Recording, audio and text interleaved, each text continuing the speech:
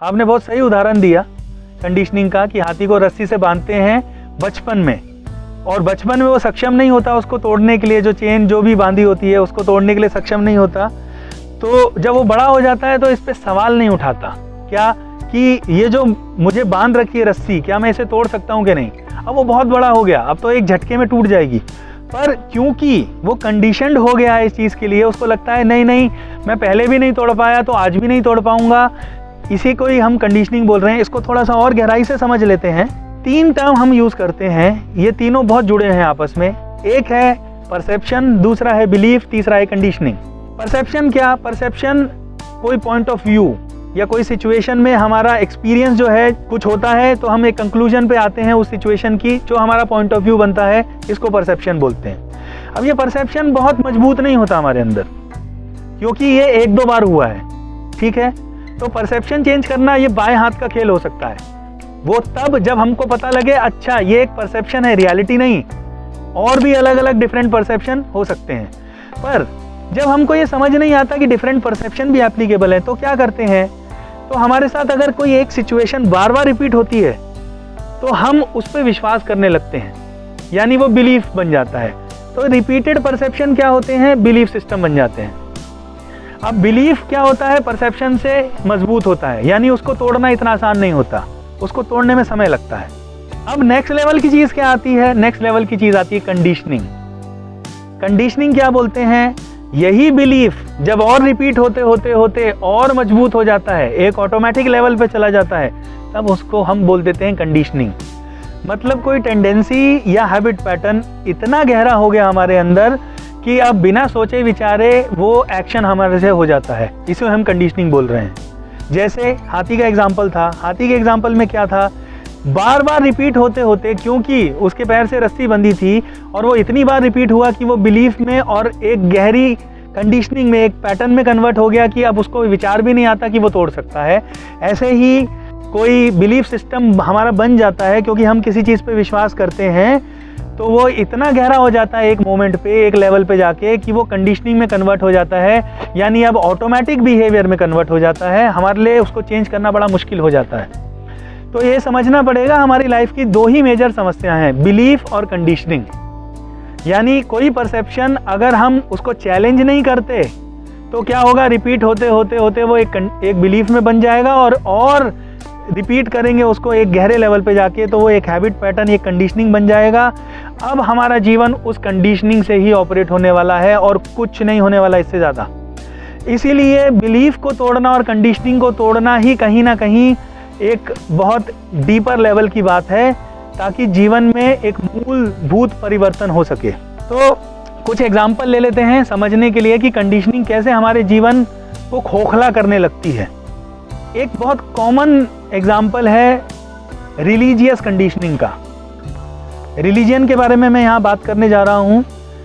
जो भी व्यक्ति अपने किसी पर्टिकुलर रिलीजन को बिलोंग करता है, और अगर वो अपने रिलीजन को सुपीरियर मानने लगे और दूसरे के रिलीजन को इन्फीरियर मानने लगे, तो क्या होता है, उसकी एक कंडीशनिंग हो जाती है जो बोलता है मेरा रिलीजन बहुत अच्छा और दूसरे का गया गुजरा।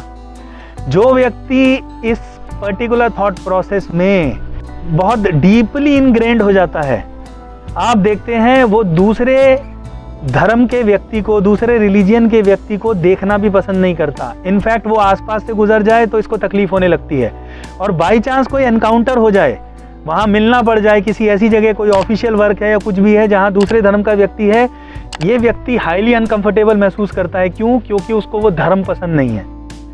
तो यहाँ पे हमको ये समझना पड़ेगा, ना कोई धर्म सुपीरियर है ना कोई धर्म इन्फीरियर है। ये एक थॉट प्रोसेस है जो हमने एक्वायर कर लिया, जो बोलता है मेरा धर्म, मेरा रिलीजन सुपीरियर और दूसरे का गया गुजरा। ये बड़ी बेकार की बात है। इसको सिर्फ बिलीफ सिस्टम बोलते हैं और कुछ नहीं। और यही मजबूत होते होते जब ऑटोमेटिक बिहेवियर बन जाता है, तो हम उस धर्म या उस रिलीजन के बारे में जब भी सुनते हैं हमको तकलीफ होने लगती है। हम लड़ने मरने पे उतारू हो जाते हैं, हम गाली गलौज पे उतारू हो जाते हैं, कोई काम की बात नहीं होती। तो इसलिए एक चीज़ हमको बहुत अच्छे से जाननी पड़ेगी यहाँ पे, क्या कि जितने बिलीफ सिस्टम हमने पाले हुए हैं और वो कंडीशनिंग के लेवल पे अगर क्रिएट हो गए हैं, यानी ऑटोमेटिक बिहेवियर बन गया है, तो उसको चेंज करना ही इकलौता ऑप्शन है। नहीं तो हम तकलीफ में ही जिएंगे और दूसरे से कॉन्फ्लिक्ट में जिएंगे। दूसरे को दुख पहुंचाते रहेंगे अननेसेसरी, जबकि उसकी कोई नीड नहीं है हमारे जीवन में। तो ये एक उदाहरण है कि कैसे हमारी रिलीजियस कंडीशनिंग हो जाती है। ऐसे ही कल्चरल कंडीशनिंग होती है। कल्चरल कंडीशनिंग में एक उदाहरण मैं ये लेना चाहूँगा, जैसे मान लीजिए कोई पर्टिकुलर रिलीजन का व्यक्ति है, उस कल्चर में कुछ फेस्टिवल में कुछ पर्टिकुलर चीज़ें की जाती हैं, ठीक है। तो वो पर्टिकुलर जैसे ये बनाना है या ये पूजा करनी है या ये ऐसा कुछ करना है वगैरह वगैरह। अब देखा ऐसा गया है कि कोई व्यक्ति जब इस प्रोसेस में, इस कल्चरल जो चीज़ें की जाती है उससे चिपक जाता है, तो जब वो चीज़ें उसके हिसाब से नहीं हो पाती या दूसरा व्यक्ति तैयार नहीं होता उसके हिसाब से करने को, तो उसको बड़ी चोट लगती है, बड़ी तकलीफ होती है और वो लादने की कोशिश करता है दूसरे व्यक्ति पे कि नहीं नहीं ये ठीक है, ऐसा होना चाहिए। तो ये जो फेस्टिवल मोड या जो भी आप चीज़ें कर रहे हैं, ये किसी ने इजाद की, ये ठीक है या गलत है इसकी बात नहीं कर रहे। अगर आपको अच्छा लगता है आप कर सकते हैं, कोई दिक्कत नहीं है।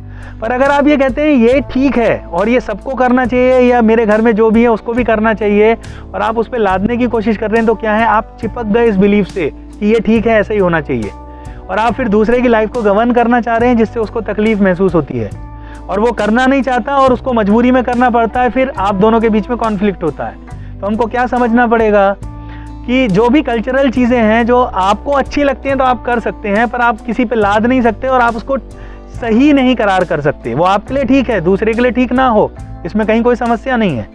तो अगर आप ओपन होते हैं तो आप कहते हैं मेरे लिए ठीक है पर मैं इसको लादूंगा नहीं, और ये सही गलत का कोई मापदंड नहीं है, मुझे अच्छा लगता है तो मैं करता हूँ, दैट्स ऑल।